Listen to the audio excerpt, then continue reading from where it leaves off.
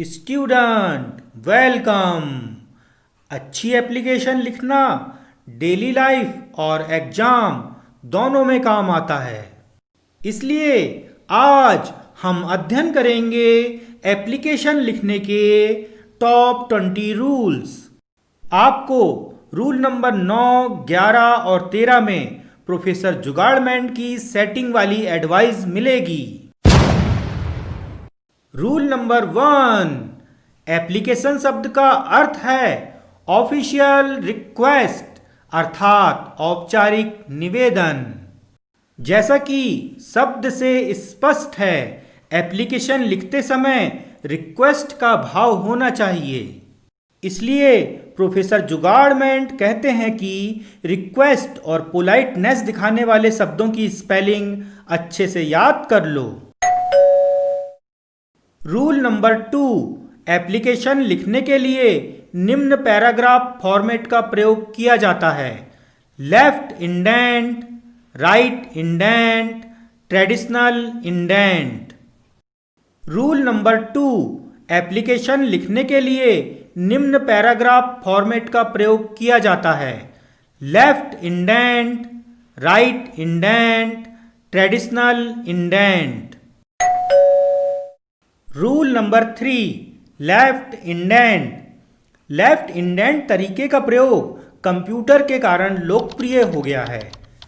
इस तरीके में सारी लाइन एवं सारे पैराग्राफ लेफ्ट साइड से चिपके चिपके शुरू होते हैं।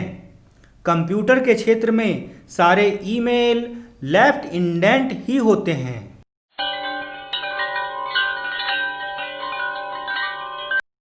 Rule number 4, right indent. Right indent तरीके का प्रयोग बहुत कम किया जाता है। इस तरीके में सारी लाइन एवं सारे पैराग्राफ राइट साइड से चिपके चिपके शुरू होते हैं।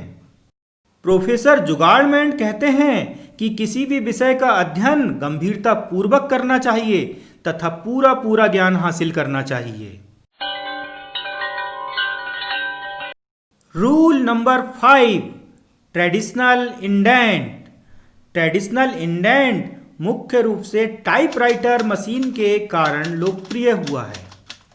इसमें लेफ्ट साइड या लेफ्ट हाशिए से 7 स्ट्रोक की जगह खाली छोड़कर पैराग्राफ बनाते हैं, लेकिन पैराग्राफ की सिर्फ पहली लाइन में 7 स्ट्रोक की जगह खाली छोड़ी जाती है और उसके बाद की दूसरी, तीसरी, चौथी इत्यादि लाइन पुनः लेफ्ट साइड से चिपका दी जाती है। रूल नंबर 6, नवीन पद्धति एवं लेफ्ट इंडेंट में सबसे पहले सबसे ऊपर लेफ्ट साइड में आवेदक या एप्लीकेशन भेजने वाले का नाम व पता लिखा जाएगा। एग्जाम्पल: मोहन वर्मा, भोपाल, 14 नवंबर 2020।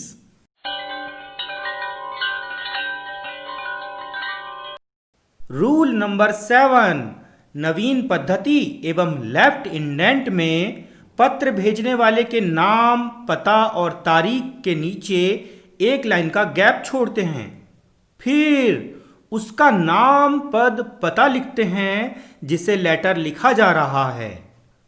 Example: mister Rahul Patel, Jabalpur.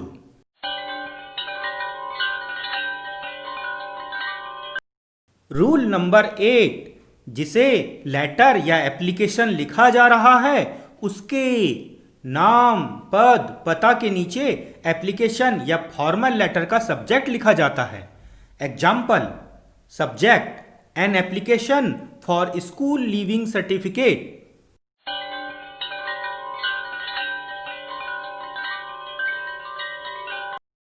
Rule number 9, professor Jugaadman कहते हैं कक्षा 9th से 12th के लिए जब एग्जाम पर्पस से एप्लीकेशन या फॉर्मल लेटर लिखना होता है तो सब्जेक्ट में क्या लिखना है वह बात प्रश्न में ही लिखी रहती है।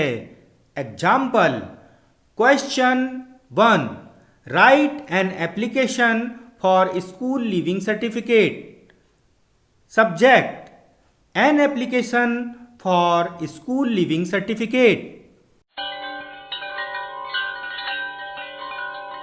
रूल नंबर 10, सब्जेक्ट लिखने के बाद उसके नीचे सैल्यूटेशन अर्थात प्रणाम लिखते हैं और एक कॉमा लगाते हैं।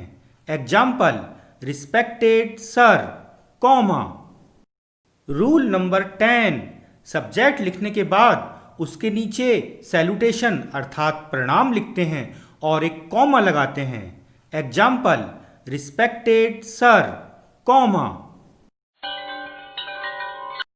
रूल नंबर 11, प्रोफेसर जुगाड़मेंट कहते हैं कि कभी भी रिस्पेक्टेड को पूरा लिखना चाहिए। कुछ विद्यार्थी RES लिखकर एक डॉट लगा देते हैं। RES डॉट, इससे अर्थ का अनर्थ हो जाता है, क्योंकि RES डॉट का फुल फॉर्म तो रिस्पॉन्सिबल भी होता है। रूल नंबर 12, प्रोफेसर जुगाड़मेंट कहते हैं कि RES ऑब्लिक सर कभी नहीं लिखना चाहिए, क्योंकि ऑब्लिक का अर्थ होता है अथवा। यहां भी अर्थ का अनर्थ हो जाता है, क्योंकि इसका अर्थ यह निकलता है कि जिसे संबोधित किया जा रहा है वह या तो रिस्पेक्टेड है या सर है, इसलिए रिस्पेक्टेड और सर के बीच ऑब्लिक का चिन्ह नहीं लगाया जा सकता है।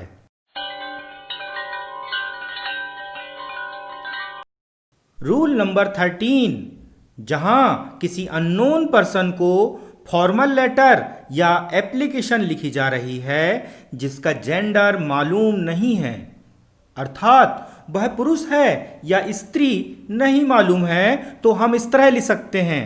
Example, respected sir oblique madam.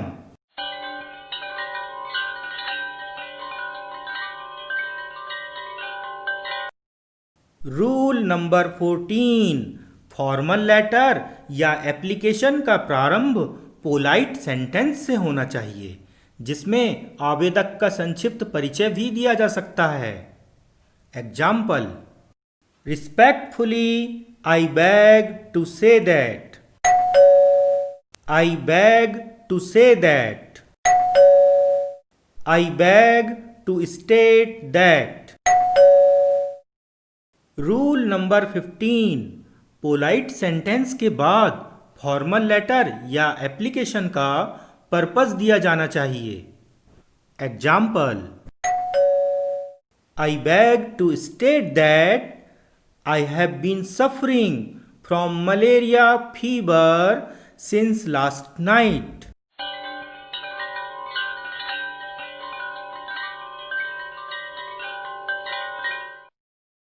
Rule number 16, formal letter या एप्लीकेशन में रिस्पेक्टफुल सेंटेंस और पर्पस के बाद कंटेंट लिखा जाता है। यह कंटेंट कई प्रकार का हो सकता है। हम यहाँ सिर्फ एक एग्जाम्पल दे रहे हैं। I have become very big, so I am unable to attend the school. Rule number 17, formal letter या एप्लीकेशन में कंटेंट के बाद कॉम्प्लीमेंट्री क्लोज किया जाता है। कॉम्प्लीमेंट्री क्लोज के लिए बहुत सारे एग्जाम्पल हो सकते हैं। यहाँ पर हम 3 एग्जाम्पल दे रहे हैं। Thank you, with regards, with best wishes। Rule number 18, complimentary close के अंतर्गत पोलाइट थैंक यू इत्यादि के बाद फॉर्मल सिग्नेचर लिखते हैं। Example, yours sincerely Mohan Verma. Yours truly Mohan Verma. Yours obediently Mohan Verma. Rule number 19, formal signature के बाद लेटर लिखने या प्रस्तुत करने या सिग्नेचर करने की डेट लिखी जाती है। रूल नंबर 19, फॉर्मल सिग्नेचर के बाद लेटर लिखने या प्रस्तुत करने या सिग्नेचर करने की डेट लिखी जाती है।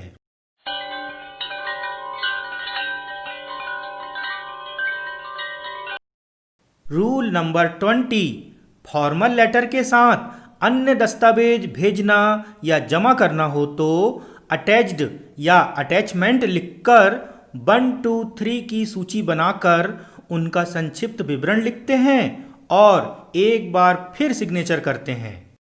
Example: attachment number 1, my medical certificate, form number 3।